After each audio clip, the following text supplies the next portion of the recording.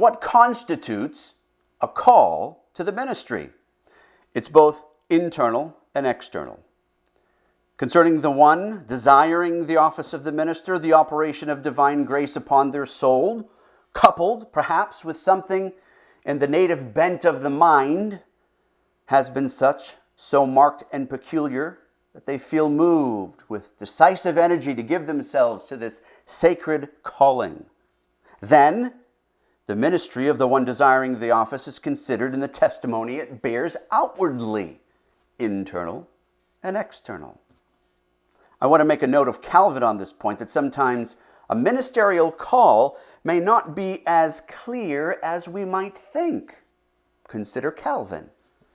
Calvin, sometime after he had embraced the Reformed cause and he had published the first edition of his Institutes, had not as yet resolved to devote himself to the work of the ministry. He was on his way to Italy, where he had been on a visit to the Duchess of Ferrara, to some place in Germany suitable for the further prosecution of his studies. He took Geneva as part of his route, intending only to spend a night or two, as he himself has informed us in his preface to his commentary on the Psalms. And he was met with Farel, who was at the time laboring in Geneva and who burned with an incredible zeal for the propagation of the Protestant faith. That reformer determined to secure, if possible, the cooperation of Calvin in the great work, and went to him with an earnest entreaty that he would remain where he was.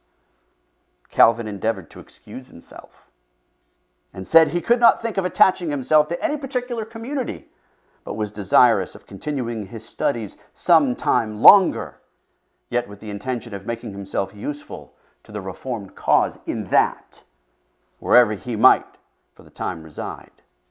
On this, Farel took to, as Calvin expresses it, execration, and addressed him in the following way: "Now I declare to you in the name of Almighty God, since you are taking your studies only for a pretext, that you do not give us your help to this divine work, God's curse will rest upon you, as you are seeking not so much Christ's glory as your own." This speech, Calvin says, struck such a terror into his soul that he dared not carry out his original intention. He felt constrained to abide in Geneva. Calvin says, quote, "as if God had by an immediate hand arrested him in his course."